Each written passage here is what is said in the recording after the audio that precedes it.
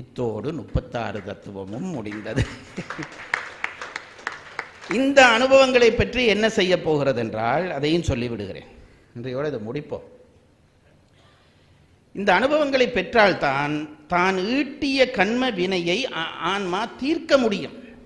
நான் தான் நேற்றே சொன்னேனே, அடிச்சனா யாருக்காவது அடிச்சனா அந்த அடி எனக்கு விழும். விழுவதற்கு நான் இவ்வளவும் தேவை, எனக்கு இத்தனை கருவியும் தேவை.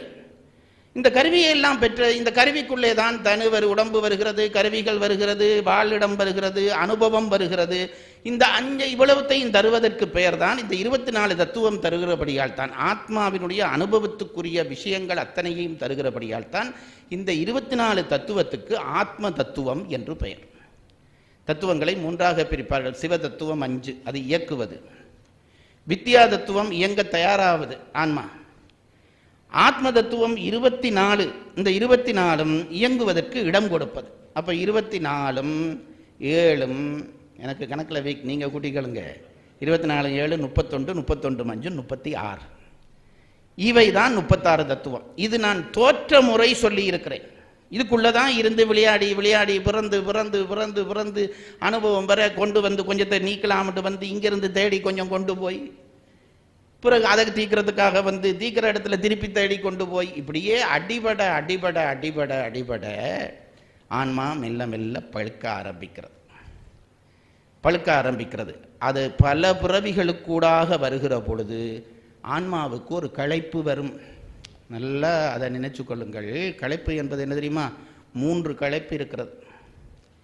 நாங்கள் அதெல்லாம் பகுத்து பார்க்கிறதிலே 3 களைப்பு. ஒன்று உடல் களைப்பு, மற்ற உள்ள களைப்பு, அடுத்தது உயிர் களைப்பு. இந்த உடல் களைப்பும் உள்ள களைப்பும் எங்களில் பெரும்பான்மையினருக்கு தெரியும். உடல் களைப்பு என்ன தெரியுமா? ரொம்ப கடுமையான வேலை செய்கிறீர்கள் என்று வையுங்கள். வீட்டிலே அன்றைக்கு ஏதோ நிறைய வேலை, உடல் களைப்பு. உடல் களைப்பு வந்தோடனே என்ன செய்கிறீர்கள்? உடனே போய் எங்கேயாவது உட்கார வேணும் அல்லது சாய வேணும். அப்படித்தானே நினைக்கிறோம். ஈஸியாருன்னு ஒன்று செய்தே வச்சிருக்கிறான். ரொம்ப களைச்சு போனால் அப்படியே படுத்துறோம். ஏதாவது ஒன்றிலே எங்களை பொறுப்பு கொடுப்பது. கட்டிலில் போய் படுத்துடுறோம், இதில் படுத்துடுறோம், களைச்சு போச்சு உடம்பு. அப்போ உடனே ஓய்வு தேடுகிறது. இதுக்கு பெயர் உடல் களைப்பு. இது எங்கள் எல்லாருக்கும் தெரிந்த களைப்பு. இன்னொரு களைப்பு இருக்கிறது, கொஞ்சம் உள்ளே போனால் உள்ள களைப்பு என்று ஒன்று இருக்கிறது.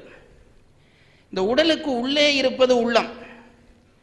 ஒன்றை நல்லா கவனிச்சு கொள்ளுங்கள். உடம்பு ஒரு வேலை செய்யாவிட்டாலும் உள்ளம் களைச்சா உடம்பு களைச்சு போ. உடம்பு எவ்வளவு வேலை செய்திருந்தாலும் உள்ளம் களைக்காத பட்சத்திலே உடம்பு களைக்காது. உதாரணம் சொல்றேன். வீட்டில் பெண்ணுக்கு கல்யாண வீடு, மூத்த பெண்ணுக்கு கல்யாண வீடு. இந்த கல்யாண வீட்டுக்கு பெரிய தடல் புடலான ஏற்பாடு, இத்தனை கூட்டம் மேளம், இன்னார் கச்சேரி, உள்ள விஐபிக்கெல்லாம் சொல்லி காலையிலிருந்து கூட்டமான கூட்டம், எல்லாரும் வருகிறார்கள். இந்த அப்பா எல்லாருக்கும் வணங்கி வணங்கி சந்தோஷம் முடிஞ்சு 6 மணிக்கு எல்லாரும் போயாச்சு. ஈச்சியாரில் உடம்பு களைச்சு போச்சு, வந்து படுத்திருக்கிறார். அந்த நேரம் பார்த்து இவருடைய ஒரு நெருங்கின சொந்தக்காரர் வந்துட்டார். அப்பா என்ன சொல்லுவார்? இன்றைக்கு களைச்சுட்டேன், நாளைக்கு வாங்கன்னு சொல்லுவாரா? வீட்டில் நடக்கிறது மகிழ்ச்சியான விஷயம். உள்ளம் களைக்கையில், உடம்பு தான் களைச்சது. உடனே எழும்பி வாங்க சார் உட்காருங்க, இதுதான் நாங்கள் போட்ட மனவரை, இது திரும்பி இயங்க ஆரம்பிச்சுறாரு. ஏன் தெரியுமா? உள்ளம் களைக்கையில், உடம்பு களைச்சது. உள்ளம் களைக்காத பட்சத்திலே களைத்த உடம்பு இயங்கும். இப்போ மாறி சொல்றேன், உடம்பு களைக்கவே இல்லை, உள்ளம் களைச்சா விழுந்துருவான். நான் அன்றைக்கே சொன்ன அதே ஓமானந்தான். மனைவியை பிரசவத்துக்கு ஆஸ்பத்திரியில் கொண்டே விட்டிருக்கிறான். டாக்டர் ஆப்ரேஷன் தியேட்டர்லேருந்து வெளியில் வருகிறார். வெளியில் வந்து அதை நீங்கள் மறக்கலை. வெளியில் வந்து 2 உசுரில் ஒன்று தான் தப்பும் வந்துட்டு கண்ணாடியை கலட்டுறார். அது ஏன் கலட்டுறார் என்று சினிமாவில் தான் கேட்க வேணும். கலட்டின உடனே இவனுக்கு பெரிய பதட்டம். உடம்பு ஒரு வேலையும் செய்யலை, சும்மா தான் இருந்தான். அந்த வாசலில் இருக்க அந்த ஆப்ரேஷன் தியேட்டர் வாசலை வாங்கலையே படுத்துருவான். அம்மா பக்கத்தில் இருந்து ஒன்றும் படப்படாதடா நல்லா. இப்போ ஏன் படுத்தான்? உடம்பு இயங்கவே இல்லையே.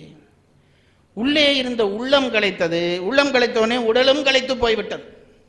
இப்போ இது உங்களுக்கு புரியுதுங்களா? உள்ள களைப்புக்கும் உடல் களைப்புக்கும் இதுதான் வித்தியாசம். இன்னொரு களைப்பு இருக்கிறது. அந்த களைப்புக்கு பேர் உயிர் களைப்பு. அது எங்களுக்கு அனுபவத்தில் இல்லை. சில பேருக்கு மட்டும்தான் அது அனுபவத்தில் இருக்கிறது. அதாவது பிறவிகளிலே திரும்ப திரும்ப திரும்ப திரும்ப திரும்ப திரும்ப பிறந்து பிறவியிலே ஒரு களைப்பு வந்துவிடும். எங்களுக்கெல்லாம் அந்த களைப்பு வரவே இல்லை. சில பேரை பார்க்குறது 90 வயசு கிழவியும் சாகிற பொழுது நான் அடுத்த பிறவியில் என் பேரன் வயிற்றில் வந்து பிறக்க வேணும். இப்போவே சீட் புக் பண்ணிட்டு தான் அவள் போகிறா. அப்போ என்ன ஆயிடுது, இவளுக்கு உயிர் களைக்க இல்லை, உயிர் களைப்பு இல்லை. அதனால இன்னொரு பிறவியை மனம் வேண்டுகிறது. எப்படி உள்ளங்களைத்தால் படுத்து விடுகிறானோ அதுபோல உயிர் களைத்தால் பிறவி போதும் என்ற எண்ணம் வந்துவிடும். உயிர்களைப்பு நமக்கு வருவதே இல்லை. அந்த உயிர்களைப்பு வர வேண்டும். உயிர்களைப்பு வந்தால்தான், இந்த உயிர்களைப்பு வருவதானால் என்ன செய்ய வேண்டும், திருப்பி திருப்பி பிறவியிலே போட்டு இன்ப துன்பங்களாலே அடிக்க விட வேண்டும். அதனால்தான் மாணிக்க வாசகர் சொன்னார், புல்லாகி பூடாகி புழுவாகி மரமாகி பல்விருகமாகி பறவையாகி பாம்பாகி கல்லாகி மனிதராகி பேயாகி கணங்களாகி வல்லசுரராகி முனிவராகி தேவராகி செல்லான் என்ற இத்தாவர சங்கமத்துள் எல்லா பிறப்பும் பிறந்து இழைத்தேன் என்றாரே, அந்த இழைப்பு உயிரிழைப்பு. அது உடம்பு இழைப்போ உள்ள இழைப்போ அல்ல, அது உயிரிழைப்பு. அவருக்கு அந்த களைப்பு வந்துட்டுது, நமக்கு அந்த களைப்பு வராதபடி தான் இன்னும் பிறக்க வேணும் பிறக்க வேணும் பிறக்க வேணும் என்று நினைக்கிறோம். நல்லா வேலை செய்து களைச்சவன் வேலை செய்ய நினைப்பானா? நமக்கு இன்னும் நம்ம ஆத்மாவுக்கு களைப்பு வரையில பிறக்க வேணும் என்ற ஆசையை தூண்டி கொண்டிருக்கிறபடியால் தான் நாங்கள் பிறந்து கொண்டிருக்கிறோம். அந்த அந்த அந்த ஆசை போகும் வரைக்கும் கடவுள் பிறக்க வைப்பான். தங்கச்சி கேட்டதுக்கு அதுதான் பதில். அந்த களைப்பு வரப்பண்றதுக்காகத்தான் இன்ப துன்ப அடி. அதில் உங்களுக்கு நீதி அது ஒரு பக்கம் இருக்கட்டும். கடவுளுக்கு பொறுத்தவரை இந்த களைப்பு வந்து இவன் அந்த இங்கிருந்து விடுபட்டு இங்கே வர வேணும், அதுக்காகத்தான் பிறவி. அப்போ இந்த பிறவிகளிலே தோய்த்து தோய்த்து எடுக்க எடுக்க எடுக்க ஆன்மா இப்போ கீழே கொண்டு விட்டுருக்கிறேன். எங்கே பஞ்சபூதமாகிய நிலத்தில் கொண்டு ஆன்மாவை விட்டாச்சு, அங்கே ஆரம்பிச்சு. இதுதான் இந்த தத்துவ ஒழுங்கு. இனி என்ன செய்ய வேணும் ஆன்மா? இங்கே இருந்து பிறந்து அனுபவம் பெற்று படிப்படியாக ஏறி ஏறி ஏறி மேலே போய் 36 தத்துவத்தை கடக்கிறதுக்கு பெயர் முத்தி. 36 தத்துவத்தை கடக்கிறதுக்கு பெயர் முத்தி. ஆரம்பத்திலே ஆணவ பயப்பட்டு செயலிழந்து ஆன்மா நின்றதே, அதை ஆன்மாவினுடைய கேவல நிலை என்றார்கள். இந்த 36 தத்துவத்துக்குள்ளே இறங்கி செயல்பட தொடங்கியதே, சிற்றறிவு அப்படி கொஞ்சம் தூண்டி விட்டாரே கடவுள், செயற்பட தொடங்கியதே, இது ஆன்மாவினுடைய சகல நிலை. பிறந்து பிறந்து களைத்து பழையபடி அங்கே போய் 36 தத்துவம் கடந்ததே ஆன்மாவினுடைய சுத்த நிலை. இந்த மூன்றையும் ஆன்ம அவத்தைகள் என்று சொல்வார்கள். நான் ஆரம்பத்திலே சொன்னேனே, இறைவனுக்கு 2 அவத்தை இருக்கிறதாக சொன்னேனே, ஆன்மாவுக்கு மொத்தம் 18 அவத்தை. அந்த அவஸ்தையை சொல்லி எங்களை அவஸ்தைக்கு ஆளாக்குதீர்கள்.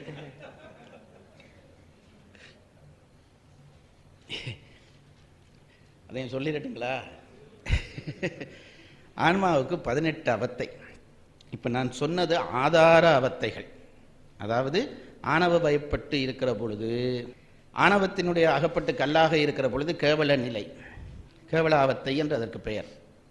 தத்துவத்துக்குள்ளே இயங்குகிற பொழுது சகல நிலை, சகலாவத்தை என்று பெயர். பிறகு இதில் இருந்து எல்லாம் களைச்சு விடுபட்டு இறையோடு சேருகிற பொழுது முத்தி நிலை, அதற்கு சுத்தாவத்தை என்று பெயர். அப்போ 3 அவத்தை. இந்த சகலாவத்தையிலே ஆன்மாவுக்கு 15 அவத்தைகள் உண்டு. ஒன்றும் பயப்படாதீங்க, நீங்கள் இந்த சொல்லுக்குள்ளே ஒன்றும் பயப்படாதீங்க. நான் விஷயம் சொல்கிறேன், புரிஞ்சால் போதும், அவ்வளோதான். அதை எப்படி என்று கேட்டால், இப்போ நாங்கள் இந்த உடம்போட உயிர் சேர்ந்துட்டு இப்போ எங்கள் இந்த நிலையே சகல நிலை என்று சொன்னோம்.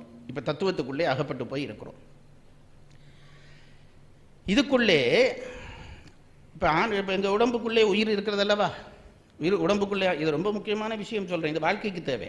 இதை புரிஞ்சு கொள்ளுங்கள். இது திருக்குறள் இந்த இடத்துக்கு தேவையில்லை, ஆனாலும் இது சொல்ல வேற சந்தர்ப்பம் வராதுங்கிறபடியா சொல்றேன். இந்த உடம்புக்குள்ளே உயிர் இப்ப எங்க இருக்கு என்று ஒரு கேள்வி.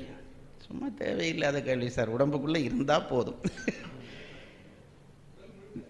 ஆமா, அதான் உடம்பு முழுக்க உயிர் இருக்கிறதாக சொல்றோம். இப்ப காலில் போய் இதில் போற பொழுது கல்லடிச்சிட்டா ஐயோ உயிர் போகுதுன்றோம். கதவுக்குள்ளே கையாம்பிட்டு போனால் ஐயோ உயிர் போகுதுங்கிறோம். இப்போ விரலுக்குள்ளே வந்துருச்சு. தலை இடிக்குது, ஐயோ உயிர் போகுதுங்கிறோம். இப்போ தலைக்குள்ளே வந்துருச்சு. அப்போ உயிர் மொத்தமாக எங்கே இருக்குது சார் என்று கேள்வி கேட்டால், உயிர் வியாபகத்தன்மை பெறும். உடம்பு பூரா அதுக்கு வியாபகம் உண்டு. வியாபகம்டா என்னென்றால் பரவல் தன்மை. ஆனால் அது நிற்கிற இடம் என்று ஒன்று வேணுமே, உயிர் எங்கே நிற்கிறது என்று ஒரு கேள்வி இருக்கிறது. அதுக்கு அவர்கள் சொல்லுகிறார்கள், 5 நிலையிலே உயிர் ஒவ்வொரு இடத்திலே நிற்கும் என்கிறார். இது பெரிய விஷயம். இப்போ நாங்கள் எல்லோரும் நனவு நிலையிலே இருக்கிறோம், அப்படி நம்புகிறேன். இப்போ எல்லாரும் நாம் கனவு காணையில் விழிச்சிருக்கிறோம் அல்லவா? இந்த விழிப்பு நிலவிக்கு நனவு நிலை என்று பெயர். வடமொழியிலே சாக்கிரம் என்று இதை சொல்வார்கள். சாக்கிரம், நனவு நிலை அல்லது விழிப்பு நிலை. வடமொழியிலே சொன்னால் சாக்கிராவத்தை, சாக்கிர அவத்தை, அவ்வளவுதான். இந்த விழிப்பு நிலையிலே உயிர் எங்கே தங்கி இருக்கிறது என்றால், கொஞ்சம் தெரிஞ்சு கொண்டா நல்லது தானே. விழிப்பு நிலையிலே உயிர் எங்கே இருக்கிறது என்றால், நெற்றி பொட்டிலே உயிர் நிற்கும் என்கிறார்கள். இந்த நெற்றி பொட்டு இருக்கிறது பாருங்கள், ரெண்டும் சேருகிற பூர்வ மத்தி என்று சொல்கிறோமே, இங்கே தான் உயிர் தங்கி இருக்கிறது. அங்கே தான் அவருடைய இருப்பு. இப்போ ராசா கோட்டையில் இருந்து கொண்டு தமிழ்நாடு முழுக்க ஆள்றது இல்லையா? எந்த ராசாண்டு கேட்கப்படாது,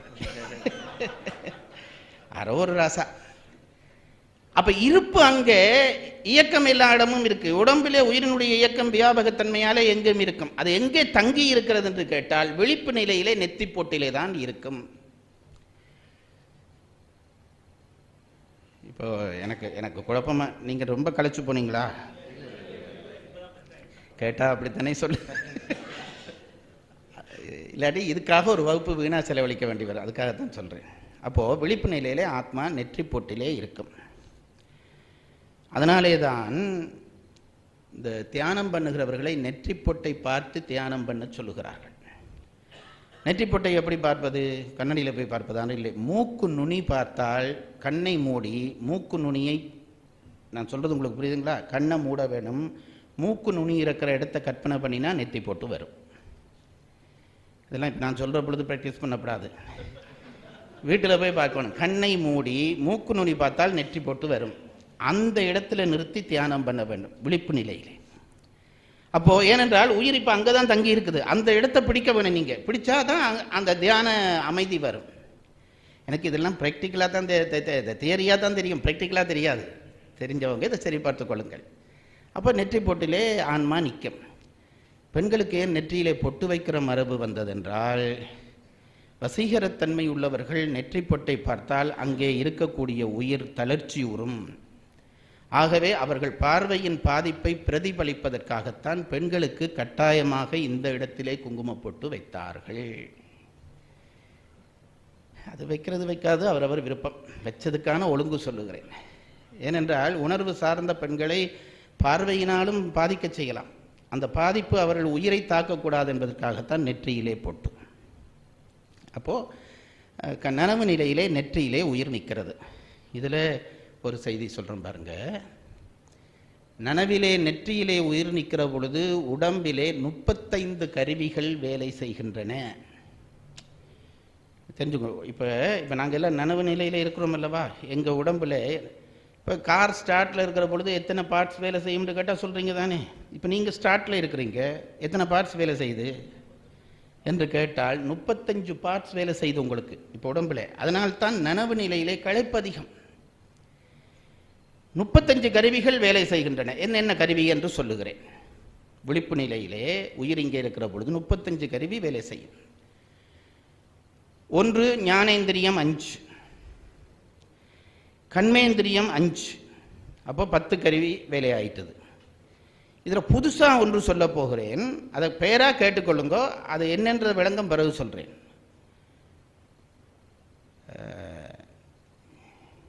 ஞானேந்திரியம் 5, கண்மேந்திரியம் 5, இதைவிட சப்தாதி வசனாதி என்ற 10 கருவிகள் வேலை செய்கின்றன. இப்போ அது நீங்கள் பெயரில் கேட்டுக்கொள்ளுங்க, அடுத்ததில் சொல்கிறேன், கனவில் சொல்கிறேன். அப்போ ஞானேந்திரியம் 5, கண்மேந்திரியம் 5, 10, சப்தாதி 5, வசனாதி 5, 10, அப்போ 20 கருவி வேலை செய்கிறது. இதைவிட 10 வாயுக்கள் வேலை செய்கின்றன. நம்முடைய தத்துவவியலாளர் கருத்தின்படி உடம்பு கேஸ் சிஸ்டத்தில் தான் இயக்கப்படுகிறது. இப்படி இங்கிலீஷில் சொன்னால் தான் அதுக்கு ஒரு மதிப்பு. இப்போ பஸ்ஸுகள் எல்லாம், புது பஸ் எல்லாம் கேஸ் சிஸ்டத்தில் இயங்குறது தானே வந்துருச்சு. அதிகம் குலுங்காமல் போகிறதுக்கெல்லாம் அப்படி பஸ்ஸில் கேஸ் சிஸ்டம் தான். உடம்பும் 10 வாயுக்கள் உடம்பிலே இயங்குகின்றன. 10 வாயுக்கு 10 பெயர் வைத்திருக்கிறார்கள், 10 வேலை வைத்திருக்கிறார்கள். அதிலே பிராணன் என்பது ஒரு வாயு. பழைய சினிமா படங்களில் என் பிராணனாதா, நாங்கள் பிராணன் என்றால் உயிர் என்று பொருள் வைத்திருக்கிறோம். பிராணன் என்பது ஒரு வாயு, அந்த வாயுக்கு வேலை என்னவென்றால் உயிரை உடம்பு முழுவதும் கொண்டு திரியும். அதனால்தான் அதற்கு பிராணவாயு என்று பெயர். உயிரை கொண்டு திரிகிற வேலையை அதுதான் செய்கிறது. அந்த வாயு பிராணவாயு. இன்னொன்று இருக்கிறது உதான வாயு என்று. உதான வாயு என்றால் கீழே இருந்து மேலே எழுப்புகிறது. கீழே இருக்கிற விஷயங்களை மேலே எழுப்புகிற இதுக்கு உதான வாயு என்று பெயர். அது கொஞ்சம் இன்னென்ன வேலை செய்கிறது என்று எல்லாம் வரையறை பண்ணி அப்பவே சொல்லி இருக்கிறார்கள். அடுத்தது மேலே இருக்கிறத கீழே தள்ளுறதுக்கு ஒரு வாயு, அதுக்கு அபான வாயு என்று பெயர். ஊர்களில் இப்பொழுதும் அதை எப்படி சபையில் சொல்கிறது, இந்த கேஸ் போகுதுன்னு சொல்கிறாங்களே, அப்படி போகிறதுக்கு அந்த காலத்தில் வயதானவர்கள் ஒரே அபான பிரச்சனையாக இருக்குன்னு சொல்வார்கள். ஏனென்றால் உள்ளே இருக்கிற காற்றை வெளியில் தள்ளுறது. அந்த வாயுவுக்கு வேலை என்னவென்றால் கீழே தள்ளுறது தான் அந்த வாயுவுக்கு வேலை. இப்போ மலம் சலம் வெளியில் போகணும்னா உள்ளே இருந்து அது தள்ளி கொடுக்க வேணும், தள்ளினா தான் போகும். அந்த வேலையை அபான வாயு செய்யும். ஒரு பெண் பிள்ளை பெறுவதானால் அந்த வாயு அமுக்கி கொடுத்தா தான் பிள்ளை வெளியில் வரும்.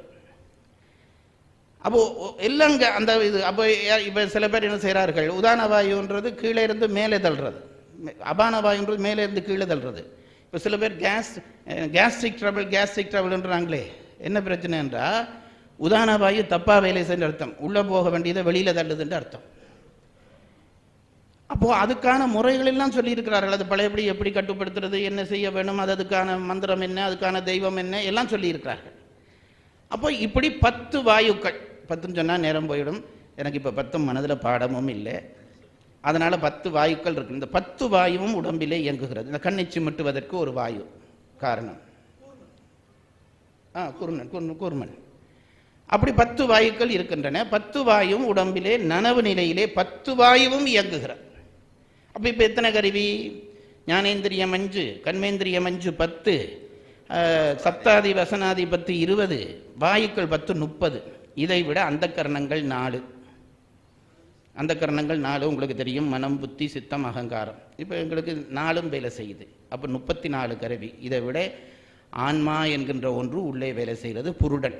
அப்போ இவ்வளவும் சேர்ந்தால் நனவு நிலையிலே ஒருத்தருடைய உடம்பிலே 35 கருவி வேலை செய்கிறது. 35 கருவி. நீங்களே நினைச்சு பாருங்க, 35 கருவி வேலை செய்தால் உடம்பு களைக்குமா களைக்காதா? களைச்சோனே கடவுள் என்ன செய்கிறார், பாவம் இவன் களைச்சு போனான் என்று கொஞ்சம் சுவிட்சுகளை ஆஃப் பண்ணுவார். நிறைய 35 சுவிட்சும் போட்டால் பாவம் அதை களைச்சு போகுன்றதுக்காண்டி கொஞ்சம் சுவிட்ச் ஆஃப் பண்ணுவார். ஆன்மா தன் இடத்துல இருந்து இறங்கும். இந்த இடத்துக்கு ஆன்மா வந்தால் அந்த நிலைக்கு கனவு நிலை என்று பெயர். இப்போ இதில் இருக்கிற பொழுது நனவு நிலை என்று சொன்னேன் அல்லவா, நனவு நிலையில உயிர் இங்கே இருக்கும், கனவுல உயிர் இங்கே நிற்கும். கனவு நிலையிலே உயிர் தொண்டைக்கு வந்துடும். தொண்டைக்கு வந்தால் அந்த நேரத்திலே உயிரில் எத்தனை கருவி வேலை செய்யுது என்று கேட்டால் 25 கருவி வேலை செய்யும். 10 சுவிட்ச் தான் ஓப்பன் பண்ணப்படும். அதனால தான் கனவு கண்டா, சரியான கனவு நித்திரை கொண்டா ஓய்வு வராது. நித்திரையில் கனவு கண்டீர்களானால் ஓய்வு வராது. ஏன்டா 10 சுவிட்ச் தான் ஓப்பன் பண்ணப்பட்டிருக்கிறது, மிச்சம் எல்லாம் வேலை செய்யுது. நனவு நிலையில் வேலை செய்கிற அத்தனை கருவியும் வேலை செய்கிறது. அந்த 10 சுவிட்ச் என்ன என்று கேட்டால் கண்மேந்திரியம் ஞானேந்திரியம் என்ற 10 சுவிட்சை மட்டும் ஓஃப் பண்ணுவார்.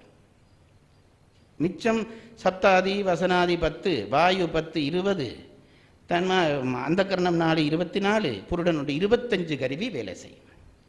இப்ப சொல்ல போகிறேன் இந்த சப்தாதி வசனாதி என்றால் என்ன. அதாவது ஒரு கருவியாலே ஒரு காட்சி வருகிறது அல்லவா. இப்ப கண்ணாலே பார்க்கிறேன். பார்த்தல் என்பது ஒன்று, பார்த்தலால் விளைகிற அனுபவம் என்பது ஒன்று. இதை இப்படி பிரித்து கொள்ளவன். பார்த்தல் என்பது ஒன்று, பார்த்தலால் விளைகிற அனுபவம் என்பது ஒன்று, நடத்தல் என்பது ஒன்று, நடத்தலாகிய அனுபவம் என்பது ஒன்று. இப்படி 10 பிரிக்கிறார்கள். ஞானேந்திரிய 5க்கும் 5 செயலும் 5 அனுபவம் இருக்கும். கண்மேந்திரியம் 5க்கும் 5 அனுபவம் இருக்கும். நனவு நிலையிலே செயலும் இருக்கும், அனுபவம் இருக்கும். கனவு நிலையிலே செயல் நின்றும் அனுபவம் இருக்கும். நான் சொல்றது உங்களுக்கு புரியுங்களா? கை இயங்காது காலை இயங்காது இப்படியே படுத்திருப்பான். ஆனால் கனவுல கால் ஓடுற மாதிரி கனவு காணுவான். அப்போ ஓடுதலாகிய அனுபவம் இருக்கும். நல்ல விருந்து மேசையில் உட்கார வச்சு சாப்பிட வச்சிருக்கிற மாதிரி இருக்கும். நல்லா சாப்பிட்ற மாதிரி அனுபவம் பெற்று கனவு கண்டோன்னே ரொம்ப கவலையாக இருக்கும். கனவு முழிச்சோன்னே நல்ல சாப்பாட்டை சாப்பிட்டு முடிக்கிறதுக்கு இல்லை, முழிச்சிட்டானே என்று. சில பேர் அப்படி தான் கனவு நீங்கள் அனுபவிச்சிருக்கிறீங்களா? புராண்ட புராண்ட கிண்ட கிண்ட கிண்ட தங்கமும் வைரூரியமாக வரும், கிண்டிக்கொண்டே இருப்பான். கனவு முடிச்சுட்டா பெரிய கவலையாக இருக்கும், விஜயம் இல்லாமல் விட்டுட்டோமே என்று. சில பேர் மெத்தையே கிழிச்சிருவான் விராண்டிலே. இப்ப நான் கேட்கிறேன் பாருங்க, இந்த அனுபவம் இருக்கிறது அல்லவா, பகலையிலே ஒரு பொருளை நான் அள்ளி அனுபவிக்கிற அனுபவம் இருக்கிறது அல்லவா, அந்த செயலும் இருக்கிறது, அனுபவம் இருக்கிறது. கனவிலே செயல் இல்லை, அனுபவம் இருக்கிறது. நாய் துரத்த ஓடுகிற மாதிரி கனவு காணுகிறீர்கள் அல்லவா, அப்போ ஓடுவதாகிய அனுபவம் உண்டு, ஆனா ஓடுதலாகிய செயல் இல்லை. அந்த அனுபவத்துக்குத்தான் சப்தாதி வசனாதி என்று பெயர். கனவிலே ஞானேந்திரியம் நின்றுடும், கண்மேந்திரியம் நின்றுடும், ஆனா அந்த அனுபவங்கள் இருக்கும். அந்த அனுபவங்கள் இருக்கும். அந்த 10 உறுப்புகளால் வருகிற அனுபவம் இருக்கும். அப்ப அந்த அனுபவம் உண்டு, வாயு 10 உண்டு, மிச்சம் இந்த அந்த கரணங்கள் 4 இருக்கு, அதுக்கு இருக்கு. அப்ப அந்த எல்லாமே சேர்ந்து 25 கருவி நனவு நிலையிலே. அதுக்கு பிறகு இன்னும் கொஞ்ச நேரத்தால் ஆன்மா இங்கே வரும், நெஞ்சுக்கு வரும். நெஞ்சுக்கு வர்ற பொழுது அதுக்கு சுளுத்தி என்று பெயர். சுளுத்தி, அவ்வளவுதான். பெயரை மறந்துங்க, ஆமா இங்கே வரும்ங்கிறத மட்டும் நினைப்பு வச்சுக்கொள்ளுங்க. இதைத்தான் நாங்கள் நித்திரை என்கிறோம். கனவு ஒன்றும் இல்லாத நித்திரை. இங்கே என்ன ஆயிட்டது என்று கேட்டால் 3 கருவி தான். கடவுள் கடகடண்டு அங்க 35 சுவிட்சில் 10 சுவிட்ச் ஆஃப் பண்ணார். 25 வேலை செய்யுச்சா? 20 சுவிட்சில் 21 சுவிட்ச் ஆஃப் பண்ணிடுவார். 22 சுவிட்ச் ஆன். 3 கருவி மட்டும்தான் இங்கே இயக்கும். நல்ல நித்திரைக்கு அதான் லட்சணம். என்னென்றால் ஞானேந்திரியம் போயிடும், கண்மேந்திரியம் போயிடும், சப்தாதி போயிடும், வசனாதி போயிடும். நித்திரையில் கனவு வராது, ஆகவே அனுபவம் இல்லை. அது மாதிரி வாயுக்கள் 10ல் பிராணன் என்கின்ற ஒரு வாயு நிற்க 9 வாயும் ஓஃப் பண்ணிப்பட்டுப்பான். பிராணனும் ஓஃப் பண்ணிடப்படாது, ஏன்னா அதோட சேர்த்து ஜீவன் போயிடுமே. ஆகவே கடவுள் அப்படி ஒரு செட்டப் பண்ணியிருக்கிறார் உடம்புல. அந்த பிராணன் என்கின்ற வாயு மட்டும் நிற்கும். 10 வாயில் 9 வாயு ஆஃப் பண்ணிடுவார். அப்போ இப்போ நீங்கள் கவனித்து கொண்டு வர வேணும். ஞானேந்திரியம் போச்சு, கண்மேந்திரியம் போச்சு, சப்தாதி போச்சு, வசனாதி போச்சு, 20 கருவி ஆஃப். மிச்சம் 10 வாயுக்களுக்குள்ளே தனியே பிராண வாயு மட்டும் நிற்க, மிச்சம் 9 வாயும் ஆஃப். இனி அந்த கரணங்களுக்குள்ளே வந்தீர்களே ஆனால் சித்தம் மட்டும் நிற்கும். மனம், புத்தி, அகங்காரம் போயிடும். சித்தம் மட்டும் நிற்கும். சித்தம் நான் உங்களுக்கு முன்னமே சொல்லியிருக்கிறேன். புத்தி பொறியிலாலே வருகிற அறிவினுடைய தளம் சித்தம். சித்தம் மட்டும், ஆக அறிவுக்கருவிலே சித்தம் மட்டும் உள்ளே நிற்கும். அதற்கு வெளியிலே புருடன் மட்டும் நிற்பான். அப்போ 3 கருவி இயங்க படுக்கிற நித்திரைக்குத்தான் ஆள் நித்திரை என்று பெயர். அந்த நித்திரையிலே நீங்களே நினைச்சு பாருங்க, 35 கருவி வேலை செய்கிற இடத்துக்கும் 25 கருவி வேலை செய்யறதுக்கும் 3 கருவி வேலை செய்தால் நித்திரை. இப்ப விஞ்ஞானம் இது வரைக்கும் தான் வந்திருக்கு. இது ஆள் நித்திரை என்று அவர்கள் சொல்லுகிறார்கள். இந்த 3 கருவி மட்டும் வேலை செய்யும். அப்ப கனவு ஒன்றுமில்லாமல் நித்திரை கொண்டால் உயிருக்கு நல்ல ஓய்வு. காலம் எழும்புற பொழுது ஃப்ரெஷ்ஷாக எழும்புவான். இதுல சித்தம் என்ற ஒரு கருவி வேலை செய்கிறது என்று சொன்னேனே. சித்தத்தினுடைய வேலை என்ன? அறிவு பதிவு. சித்தம் வேலை செய்யறது உங்களுக்கு எப்படி சார் தெரியும்? அப்படி கேட்கணும். சித்தம் வேலை செய்யறதுங்கிறது எப்படி தெரியும் என்று கேட்டா, நல்லா தூங்கி எழும்பிட்டு நீங்க என்ன சொல்றீங்க? அப்பா இன்றைக்கு நல்லா தூங்கினேன்னு சொல்றீங்க. தூங்கினது எப்படி உங்களுக்கு தெரிஞ்சது? அங்கே உள்ளே தூங்கினதை பதிவு செய்கிறது ஏதோ ஒன்று. நீங்க தூங்குகிறீர்கள் அல்லவா, எழும்பி சொல்லுகிறீர்கள் இன்றைக்கு நல்ல நித்திரை கொண்டேன் என்று. என்ன அர்த்தம்? நீங்க நித்திரை கொண்டதை உள்ளுக்கு யாரோ ஒரு ஆள் பதிவு செய்து வச்சிருக்கிறார். அதனாலே அங்கே ஒரு அறிவு கருவி வேலை செய்கிறது. அதுதான் சித்தம். அப்போ 3 கருவி வேலை செய்கிறது தூக்கம். இதுக்கு மேல விஞ்ஞானம் போல நம்ம பெரியவர்கள் சொன்னார்கள், என்னும் உயிர் தொப்புளுக்கு இறங்கும் என்றார்கள்.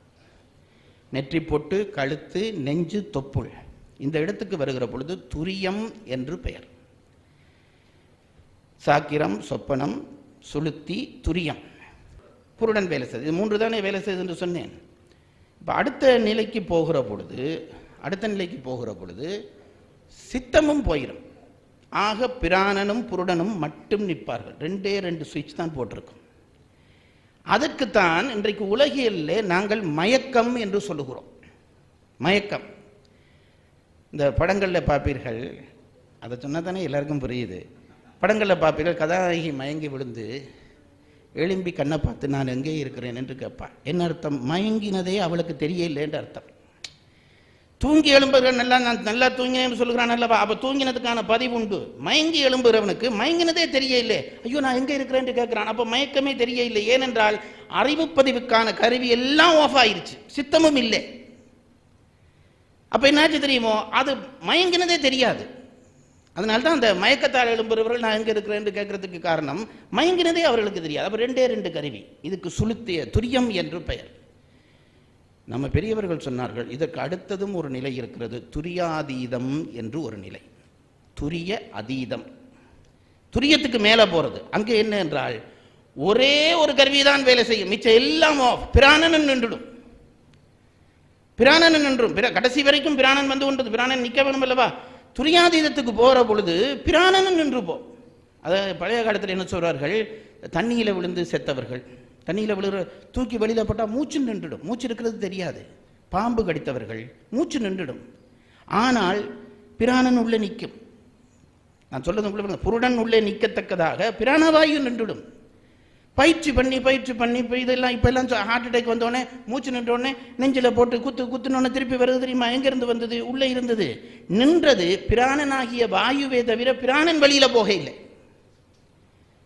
இப்போ இதை போட்டு அதிர்வு பண்ணினோடனே பழையபடி பிராணனை எங்கே தொடங்கினோன்னு உயிர் அதை தொத்தி கொண்டு உடம்பு முழுக்க வந்துடுது. இது பழைய காலத்திலே நீரிலே விழுந்து உயிரே இருக்காது, கொஞ்சம் நேரம் அந்த வண்டியில் திருப்பி போட்டு சக்கரத்தில் போட்டு சுற்றி எல்லாம் அமர்த்தி தண்ணியை எடுத்தோன்னே திருப்பி மூச்சு வரும், மூச்சு வந்தோன்னே உயிர் வந்துவிடும். இதற்கு துரியாதீதம் என்று பெயர். ரொம்ப நுட்பமான இடம். ஒரே ஒரு கலை, புருடன் மட்டும் நிற்கும் உடம்புக்குள்ளே, ஆன்மா மட்டும் நிற்கும், ஆன்மாவுக்கான ஒரு கருவியும் வேலை செய்யாது. இப்போ இந்த 5 நிலை சொன்னேனே, இந்த 5ம் ஆன்மாவினுடைய அவத்தைகள். விஷயம் முடிஞ்சது.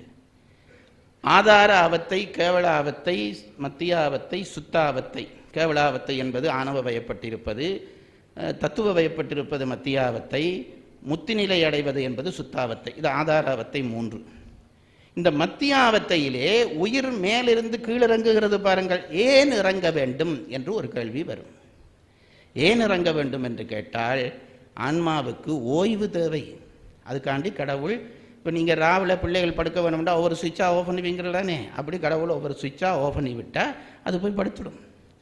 கிட்டத்தட்ட கேவல நிலையிலே அது அறிவொன்றும் இல்லாமல் எப்படி இருந்ததோ பாடான அது மாதிரி இந்த சுவிட்ச் எல்லாம் ஆஃப் பண்ணோடனே அது போய் அப்படியே படுத்துடும். ஆன்மாவுக்கு ஓய்வு. பிறகு விடிஞ்ச உடனே கடவுளை ஒரு சுவிட்சாக போட்டு விடுவார், எழும்பி வெளியில் வந்து தன் வேலையை காட்டும். அப்போ இது இருக்கிறதுலவா, இந்த 5 அவத்தைக்கும் கீழாவத்தை என்று பெயர். இது இனித்தான் நுட்பம் சொல்ல போகிறேன். கீழாவத்தை என்று பெயர். என்ன தெரியுமா, மேலே இருந்து ஓய்வுக்காக ஆன்மாவை அப்படியே மூடமாக்குவது, இதுக்கு கீழாவத்தை. இதிலேயே மத்தியாவத்தை என்று ஒன்று இருக்கிறது. இப்போ நனவு நிலையில் இருக்கிறீர்கள் பாருங்க, இதிலேயே 5 நிகழும் என்றாங்க. எப்பேற்பட்ட ஆராய்ச்சி பண்ணியிருக்கிறார்கள் தெரியுமா. இப்போ நீங்கள் இருக்கிற என்ன நிலை, நனவு நிலை. நீங்கள் இப்போ என்ன பார்த்து கொண்டிருக்கிற பொழுதே உங்களுக்கு ஏதாவது ஒரு நினைப்பு வந்துட்டு வைங்க, சும்மா உங்கள் கண் என்ன பார்த்து கொண்டிருக்கும், நீங்கள் அமெரிக்காவில் இருப்பீங்க. அதுக்கு என்ன பெயர், நனவு நிலையில் கனவு நிலை. நான் உங்களுக்கு புரியுதுல, நனவிலேயே கனவு வந்து போகலாம். அதெல்லாம் எப்படி வந்து போகும்னா வினாடியில் வந்து போகும். இந்த அவத்தைகள் எல்லாம் நனவு நிலையிலேயே தோன்றும். கனவு நிலை வந்துட்டுதா, சில பேருக்கு ஒருத்தன் வந்து ஒரு ஆபத்தான செய்தி சொல்கிறான், ஐயோ இப்படி நடந்து நின்னா மூச்சு நின்றுடும். என்ன தெரியுமோ, துரியாதீதம் வந்துட்டுது. நனவிலேயே துரியாதீதம் வந்துடும். ஆகவே நனவு நிலையிலேயே இந்த 5ம் ஏற்படும். அதுக்கு மத்தியாவத்தை என்று பெயர். நனவிலேயே கனவு, நனவிலேயே சுளுத்தி, நனவிலேயே துரியம், நனவிலேயே துரியாதீதம். அப்படி வினாடியில் வந்து போகும், நெடுக நிற்காது. நெடுக நிற்கிறது கீழாவத்தையில் தான். மத்தியாவத்தையிலே விழிச்சிருக்கிற பொழுதே வரும். சாயந்தரம் நாங்கள் இப்படி இருந்து போப்போம், முன்னால் ஒருத்தர் போவார், எங்கள் கண்ணில் விழாது. ஏன் விளையில தெரியுமா, ஞானேந்திரியங்களும் ஆஃப் ஆயிடுச்சு. அந்த வினாடி தான், பிறகு சரியா வந்துடும். அப்போ நனவு நிலையிலேயே இவை ஏற்படுகிற காரணத்தினாலே அதுக்கு மத்தியாவத்தை என்று பெயர். மேலே இருந்து கீழே இறங்கினா கீழாவத்தை, மத்தியாவத்தை. இதுக்கு மேலே ஒன்றுக்கு அதான் பெருசு. ஞானிகளுக்கு என்ன தெரியுமோ, அவர்களுக்கு கீழே இருந்து, அதாவது நடு நெஞ்சில இருந்து ஆன்மா மேலே ஏறத் தொடங்கும். நடு நெஞ்சில வந்து, தொண்டைக்கு வந்து, நெற்றி போட்டுக்கு வந்து, உச்சிக்கு வந்து, அது ஞானிகளுக்கு தோன்றுவது. இந்த உச்சிக்கு வந்த பிறகு மேலே நம்முடைய தலையில இருந்து 12 அங்குல தூரத்திலே ஒரு பவர் இருக்கிறது என்கிறார்கள். அதுக்கு துவாதச பெருவழி என்று பெயர். துவம் என்றால் 2, தசம் என்றால் 10, 12 அங்குலத்திலே தலைக்கு உச்சியிலே ஒரு பவர் இருக்கிறது. அதனால தான் நாங்கள் கும்பிட்ற பொழுது இப்படி கும்பிட்றது, 12 அங்குலம் தூக்கி. ஏன்னா அங்கே தானே மெயின் விஷயம் இருக்கிறது, அங்கே கும்பிடுவோம் என்று. அப்போ இந்த 12வது அங்குலத்திலே ஒரு பவர், அது பெரிய விஷயம், சுருக்க சொல்லுகிறேன். அந்த பவர் இருக்கிறது. இப்போ ஆன்மாவை கீழே இருந்து மேலே எழுப்புகிறோம் என்று வையுங்கள். மேலே இருந்து கீழே இறக்கினா மூடமாக்குவது, கீழே இருந்து மேலே ஏற்றினா அறிவாக்குவது. அதனாலே அதுக்கு மேலாவத்தை என்று பெயர். இப்படி இப்படி வந்து வந்து வந்து நெத்திக்கு வந்து உச்சி பொட்டுக்கு வந்துடும். இப்படி முட்டிக்கொண்டு நிற்கும் ஒரு எல்லையிலே. அந்த அந்த காந்தம் இழுத்தோனே இந்த உச்சி, உங்களுக்கு தெரியுமா, குழந்தைகளை பார்த்தா இதில் அது ஒரு சாஃப்டான இடம் இருக்குன்னு தெரியுங்களா, அப்படி துடிச்சு கொண்டிருக்குமே குழந்தைகளுக்கு. அதைத்தான் அந்த இடம் ஞானியர்களுக்கு பழையபடி இந்த தலைமண்ட சாஃப்டாகி அந்த இடம் அப்படி வந்துடுமா ஞானியர்களுக்கு. குழந்தைகளுக்கு இருக்கிற மாதிரி இருக்குமா. இந்த ஆன்மா மேலே ஏறுற ஆர்வத்தில் முட்டை அந்த இடம் வெடித்து அது அப்படியே ஆன்மா போய் அந்த துவாதச பெருவழியோடு இணைஞ்சிடும். இதுக்கு மேலாவத்தை என்று பெயர். அதுக்கும் இந்த 5 நிலை உண்டு. ஆனால் அறிவை தருகிற 5 நிலை, இது அறிவை மயக்குகிற நிலை. இப்போ இந்த உச்சி போட்டு வெடித்து அதில் சேர்ந்துட்டவன் யாரோ அவன் தான் சமாதி அடைந்தவன். அதாவது உச்சியால் உயிர் போகவன், போய் அங்கே போய் சேரவன். ஏன் சமாதி கோயில்களுக்கு மதிப்பு தெரியுமா? இது இந்த உயிர் போய் அந்த இடத்துல இணைஞ்ச இடத்துல சமாதி வைக்கிறன்னா என்ன செய்வார்கள் தெரியுமா? அந்த உடம்பை கொண்டு வந்து வச்சு, ஏன்னா அங்கே சிவம் கைகூடி இருக்கிறது, வச்சு தலைக்கு 12 அங்குலத்துக்கு மேலே உடம்பு கெடாமல் உப்பு விபூதி எல்லாம் போட்டு அதை வச்சு அப்படியே வச்சுட்டு 12 அங்குலத்துக்கு மேலே லிங்கம் வச்சிருவார்கள். லிங்கம் வச்சால் இந்த கூடின சக்தி அப்படி பவராக நிற்கும் அங்கே. அதனால்தான் இந்த சமாதி கோயில்களுக்கு மதிப்பு. அப்படியே அந்த அந்த அந்த இடத்துல நிற்கும். அந்த இடத்த வழிபட்டா சிவம் கூடின இடம், அப்போ அந்த பவரோடு அந்த இடத்துல இருக்கும். இது பெரிய விஷயம். ரொம்ப திருக்குறள் படித்து இதெல்லாம் படிக்கணுமா சார் என்றால் கொஞ்சம் கொஞ்சம் தெரிஞ்சால் இன்னும் நெட்டமாக வந்துட போகுது. அப்போ அந்த அந்த சமாதி கோயில்கள் சமாதி வைக்கிறன்றது அதுதான். ஆரம்பத்தில் பெரிய பெரிய ஞானிகள் அப்படித்தான் சமாதி அடைந்தார்கள். பிறகு பிறகு துறவை நிர்வாகப்படுத்தினதோடு அதெல்லாம் நாசமாக போச்சு. துறவை நிர்வாகப்படுத்தப்படாது. எல்லா சமயத்திலும் அவர்கள் ஒரு பக்கம் துறவிகளை உண்டாக்கினார்கள், இவர்களை உண்டாக்கினார். எல்லா சமயத்திலும் துறவியை உண்டாக்கிட்டான். என்ன காரணம் தெரியுமோ? ஒரு துறவியை கண்டோன்னு உலகம் மதிச்சுது. அப்போ இப்படிப்பட்டால் நம்ம சமயத்தில் இருந்தால் சமயம் வளர்ந்துருமே என்று ரெடிமேட் துறவிகளை உருவாக்க ஆரம்பிச்சுட்டார்கள். அதனாலே விளையாட்டாக சொல்வார்கள், இந்த ஆதீனங்கள் பழைய காலத்தில் ஆதீனங்கள் இறந்தால் அது உச்சியில எல்லாம் உயிர் போகாது, ஆள் முடிஞ்சதுன்னொடனே இதில் கொத்திடுவார்கள் அங்கத்தியால், அப்படி சொல்கிறார்கள். இதில் வச்சு தலையில் குத்திட்டு கொண்டு போய் சமாதி வைக்கிறது அது ஒன்றும் பிரயோசனம் இல்லை. சமாதிங்கிறது தானாக இது வெடித்து உயிர் போய் சேர வேணும். அப்போது இப்போ சொல்கிறேன் பாருங்க, கீழே இறங்குற நிலை 5, அது கீழாவத்தை. மத்தியிலேயே விழிப்பிலேயே அது 5 தோன்றும், 5 அது மத்தியாவத்தை. மேலே எழும்புவது 5, அது மேலாவத்தை. இந்த 15 அவத்தையோடு சேர்ந்து ஆதார அவத்தையும் 3 சேர்ந்தால் உயிருக்கு ஏற்படுகிற அவத்தை 18.